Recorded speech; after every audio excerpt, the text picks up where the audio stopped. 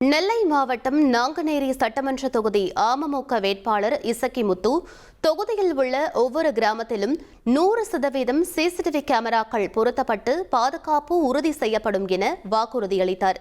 இட்டேரி மற்றும் சிவந்திப்பட்டி உள்ளிட்ட பகுதிகளில் குக்கர் சின்னத்திற்கு தீவிர வாக்கு சேகரிப்பில் ஈடுபட்ட அவருக்கு உற்சாக வரவேற்பு அளிக்கப்பட்டது.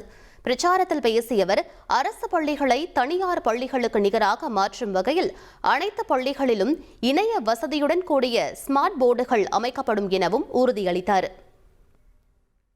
பொதுவான பிரச்சனை குடிநீர் பிரச்சனை, ரெண்டாவது போக்குவரத்து, பஸ் கிடைக்கல அப்படிங்கிறது, மூணாவது ரேஷன் கார்டை பொறுத்த வரைக்கும் ஏதாவது ஒரு இடத்துல இருக்கு.